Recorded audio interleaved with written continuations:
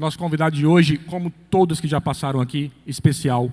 Uma pessoa que realmente entrega, uma pessoa que executa, faz e é autoridade e um dos melhores, se não o melhor naquilo que faz. Me ajudem a receber, com uma salva de palmas, Caio Carneiro.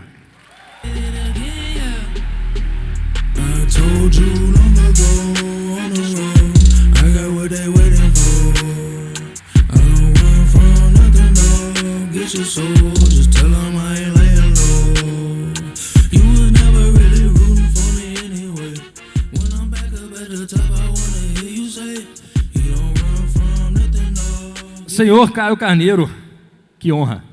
Eu que agradeço. Primeiro, boa noite, pessoal. Tudo bem? Boa noite, tudo bom? Obrigado por me receberem com tanto carinho aqui. Obrigado. A honra é nossa. Muito obrigado por ter aceitado o nosso convite.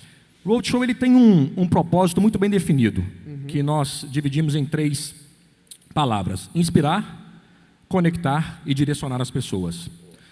E para inspirar, as pessoas que sentam aqui como nossos convidados, nós tomamos o cuidado de ser pessoas que têm autoridade naquilo que fazem.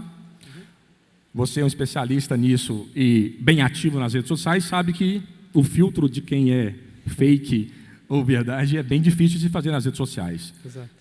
E dentro das pesquisas que nós fazemos no nosso público, Caio, a grande maioria das pessoas que estão aqui estão na fase da ideia ou de um projeto inicial. E quando eles olham para o Caio Carneiro de hoje, com todas essas entregas, recentemente negócios com Flávio Augusto, se tornando sócio do Flávio Augusto, isso talvez pode gerar assim, é tão longe, está tão distante o Caio Carneiro, o Flávio Augusto, mas o Caio Carneiro começou, ele tem uma história. Como é que foi essa história, esse começo? E aqui você pode falar tudo, tá? Aqui é liberado? Aqui é a casa de Deus, aqui está liberado, sem segredos. Como é que é o Caio lá do comecinho? Bom, vou resgatar coisas que são legais a gente trazer para esse papo aqui.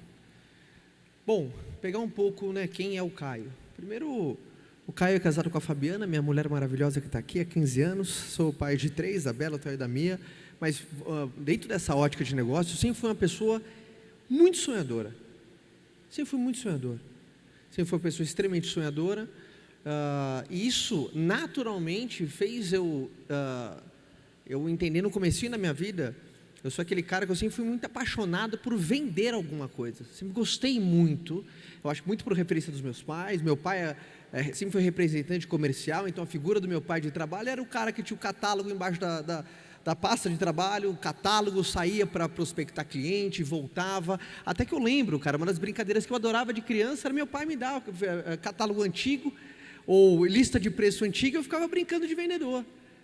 Então isso naturalmente criou uma coisa boa dentro de mim, só que eu vi logo de cara que, isso na escola, minha primeira experiência vendendo alguma coisa foi na escola, e meus amigos tinham vergonha de mim, sempre tive muita vergonha de mim, e logo naquele começo eu percebi que é impressionante como as pessoas, elas têm você falou, tem todo mundo aqui, cada um está num estágio, tem pessoas que estão no estágio inicial, no estágio intermediário, no estágio avançado, tem muita gente que está no estágio de transição, você está querendo transicionar de um caminho para outro caminho, então você tem que saber algumas coisas que é impressionante. Primeiro, você que está no estágio inicial, você tem que entender que esse fase, meu avô falava algo para mim que mudou minha vida, ele fala assim, filho, todo mundo fala quem planta colhe, já ouviu isso?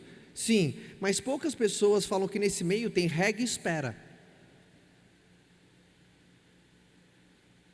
Então você está numa fase inicial, você acredita naquilo que você faz, verdadeiramente na diferença que você faz, você acredita em você tem que, o famoso rega e espera, porque é muito louco. Aí vou colocar um pouquinho mais a minha espiritualidade aqui, eu estou na casa de Deus.